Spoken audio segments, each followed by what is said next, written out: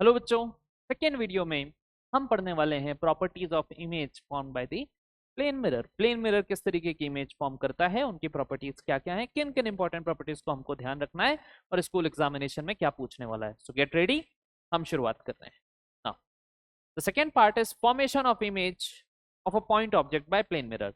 देखिए, image formation के लिए हमेशा ध्यान रखिएगा, अगर लिखा हुआ है कि फॉर्मेशन ऑफ इमेज हो रहा है तो मिनिमम नंबर ऑफ रे कहां पे कितनी रिक्वायर्ड होगी बच्चों? तो मिनिमम नंबर ऑफ रे रिक्वायर्ड कितनी चाहिए होगी? दो। अगर दो इमेज मिल जाए तो इमेज फॉर्मेशन हो जाता है। तो ध्यान रखिएगा कैसे होता है इमेज फॉर्मेशन की कंडीशन क्या है। तो आप लिखेंगे after optical interaction.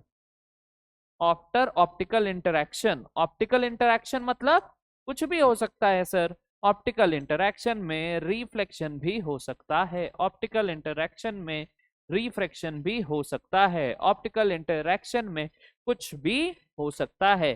So after optical interaction, where ever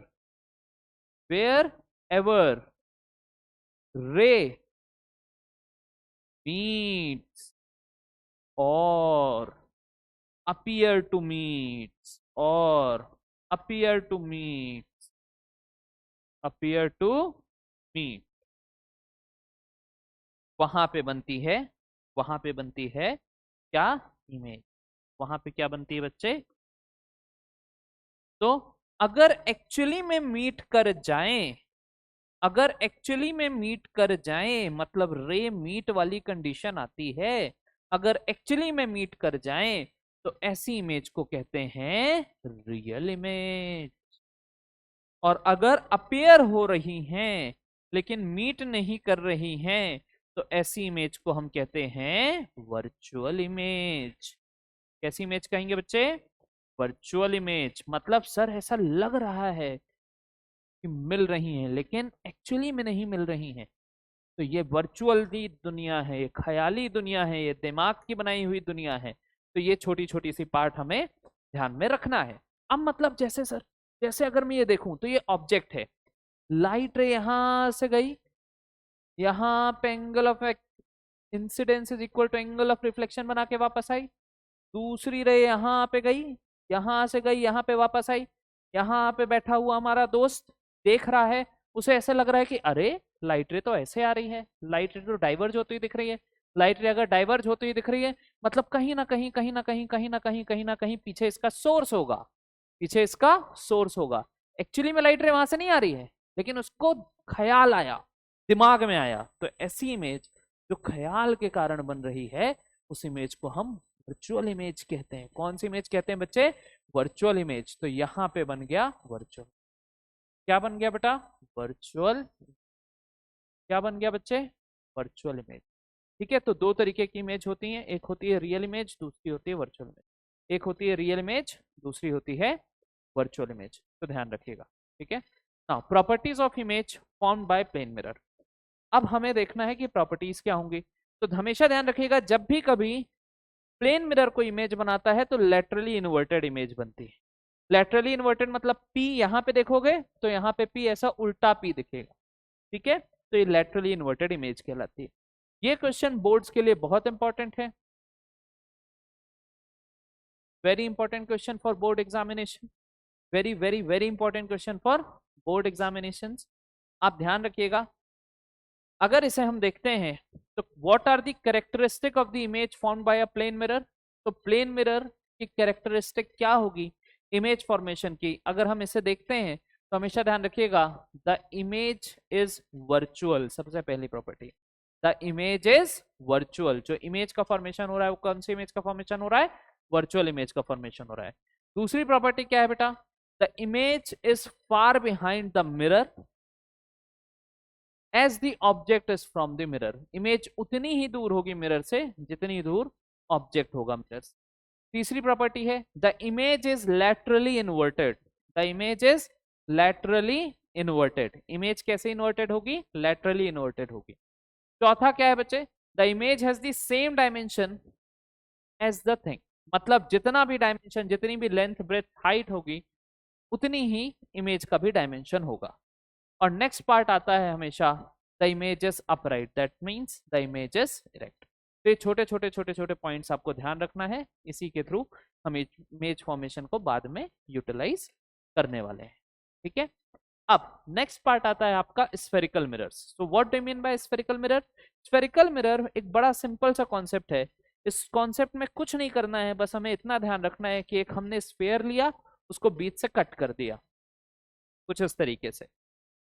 अगर आप देखेंगे तो हमने ये स्फेयर लिया, इस स्फेयर को हमने बीच से दो टुकड़ों में तोड़ दिया। और जैसे ही आप इस स्फेयर को बीच से दो टुकड़ों में तोड़ेंगे तो जो फॉर्मेशन होगा वो किसका होगा? आपके मिरर्स का। एक हिस्से को जब आप पॉलिश करते हो, अंदर वाले हिस्से को जब आप पॉलिश करते हो, तो बाहर वाला हिस्सा शाइनिंग हो जाता है, बाहर वाला हिस्सा शाइनिंग हो जाता है। और इस वाले हिस्से को जब आप पॉलिश करते हो, मतलब बाहर वाले हिस्से को जब आप पॉलिश करते हो, तो अंदर वाला हिस्सा क्या हो जाता है बच्चे? शाइनिंग हो जाता है। तो मतलब मैं क्या कह सकता हूं? मैं सिंपल सी भाषा में ये बात कह सकता हूं कि ये वाला हिस्सा शाइनिंग हो गया और ये वाला हिस्सा शाइनिंग हो गया। तो इस वाले हिस्से को हम कहते हैं कॉन्वेक्स मिरर, इस वाले हिस्से को हम कहते हैं कॉनकेव। इस स्पेसिफिक मिरर का एक सेंटर होता है जिसे हम सेंटर ऑफ कर्वेचर कहते हैं। क्या कहते हैं बेटा? Centre of curvature. इस स्पेसिफिक मिरर का एक सेंटर होता है जिसे हम सेंटर ऑफ कर्वेचर कहते हैं। ठीक है, तो इसका भी सेंटर होगा, इसका भी सेंटर होगा। जो इस स्फेयर का सेंटर था वही इनका भी सेंटर होगा, उसे सेंटर ऑफ कर्वेचर कहेंगे।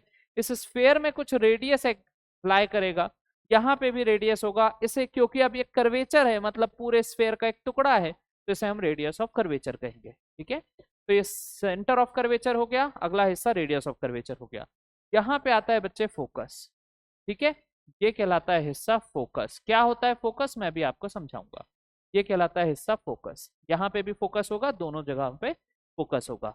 अब ध्यान रखिएगा कि ऑप्टिकली, मतलब जो भी ज्योग्राफिकल, जो भी ज्योमेट्रिकल सेंटर है, उस सेंटर को हम कहते हैं पोल। मतलब मिरर का एकदम सेंटर वाला पार्ट हम क्या कहते हैं? पोल। ठीक है, यहाँ पे भी होगा पोल, दोनों जगह होगा पोल। और सेंटर ऑफ कर्वेचर से पोल को जोड़ने वाली लाइन को हम कहते हैं प्रिंसिपल एक्सिस। क्या कहते हैं बेटा? Principal axis. किन दोनों को जोड़ने वाली लाइन को हम प्रिंसिपल एक्सिस कहते हैं? सेंटर ऑफ कर्वेचर और पोल को जोड़ने वाली लाइन को हम प्रिंसिपल एक्सिस कहते हैं। तो ये बेसिक सी छोटी छोटी छोटी छोटी चीजें हैं जो आपको ध्यान रखना है। Next part, next part, types of spherical mirrors, types of spherical mirrors. अब मैंने आपको ऑलरेडी बताया कि अगर बाहर का सरफेस हमने पॉलिश कर दिया, सिल्वर कोटिंग कर दिया, और अंदर का सरफेस शाइनिंग है, तो ऐसे मिरर को हम क्या कहेंगे? Concave mirror. नेक्स्ट पार्ट, अगर अंदर का सरफेस हमने शाइनिंग कर दिया, मतलब सिल्वर कोटिंग कर दिया, और बाहर का सरफेस हमने शाइनिंग कर दिया, तो ऐसे मिरर को हम क्या कहेंगे? Convex mirror. तो concave mirror and convex mirror, तो ये दो तरीके के मिरर होते हैं। अब बारी आती है कुछ इंपॉर्टेंट डेफिनेशंस। तो देखिए, आपको क्या कंसीडर करना है? लाइट को एज अ बॉल कंसीडर करना है। क्या कंसीडर करना है बेटा? लाइट को एज अ बॉल कंसीडर करके चलना है। जैसे बॉल होती है ना आपकी, जिसमें परफेक्ट, हम कहते हैं कोएफिशिएंट ऑफ इलास्टिसिटी 1 है, मतलब टकराई, जिस रेट से टकराई उसी रेट से वापस आ जाए। तो ऐसी बॉल कंसीडर करिए। तो मान लेते हैं ये बॉल सीधे जाकर के यहाँ पे टकराई, टकराने के बाद वापस यहाँ पे आई, यहाँ सीधे जाकर के टकराई, टकराने के बाद वापस यहाँ पे आई, यहाँ सीधे जाके टकराई, टकराने के बाद वापस यहाँ पे आई, यहाँ सीधे जाके टकराई, टकराने के बाद वापस यहाँ पे आई। कुछ ऐसा हो रहा है। तो जिस भी पॉइंट में ये या तो एक्चुअली आकर के पूरी की पूरी बॉल मिल जाए, मतलब लाइट मिल जाए, या फिर अपियर हो कि वो मिल रही हैं, तो ऐसे केस को हम कहते हैं, पॉइंट को प्रिंसिपल एक्सिस में हम कहते हैं फोकस। क्या कहते हैं? फोकस। सिमिलरली जब मैंने यहाँ पे भेजा तो ये यहाँ चली गई, डाइवर्ज हो गई, यहाँ पे भेजा डाइवर्ज हो गई, सीधे जाना था फिर डाइवर्ज हो गई, यहाँ भेजा यहाँ डाइवर्ज हो गई, यहाँ भेजा यहाँ पे डाइवर्ज हो गई। तो जहां पे भी ये ऐसा फील हो आपको कि ये कंसंट्रेटेड है, अपीयर हो रही हैं मिलने के, ऐसे पॉइंट को हम क्या कहते हैं, फोकस। तो मतलब या तो एक्चुअली मीट कर जाएं या तो ऐसा अपीयर हो कि वो मीट कर रही हैं, ऐसे पॉइंट को हम क्या कहेंगे बच्चे, फोकस। मतलब जब भी कभी लाइट रे प्रिंसिपल एक्सिस के पैरेलल आएगी, टकराने के बाद प्रिंसिपल एक्सिस को जिस भी पॉइंट में कट करेगी उस पॉइंट को प्रिंसिपल एक्सिस में हम कहेंगे फोकस। क्या कहेंगे, फोकस। अच्छा, तो पोल से लेके फोकस के बीच की जो लेंथ है, पोल से लेके फोकस के बीच की जो लेंथ है, उस पॉइंट को हम क्या कहने वाले हैं, उस डिस्टेंस को हम कहने वाले हैं फोकल लेंथ। क्या कहने वाले हैं, फोकल लेंथ। ठीक है सर, एक बार और रिवाइज करा दीजिए सर। बिल्कुल, तो ध्यान रखो, parallel to principal axis light ray आएगी, टकराने के बाद प्रिंसिपल एक्सिस को फोकस में काटेगी। कहां पे काटेगी, फोकस में काटेगी। एक पॉइंट था पोल, पोल से लेके फोकस तक की दूरी को हम फोकल लेंथ कहते हैं। पोल से लेके फोकस तक की दूरी को हम फोकल लेंथ कहते हैं। पोल से लेके फोकस तक की दूरी को हम फोकल लेंथ कहते हैं। फोकस क्या है sir, parallel to principal axis light ray आ रही है, प्रिंसिपल एक्सिस से टकरा जाएगी, ऐसे पॉइंट को हम कहते हैं फोकस।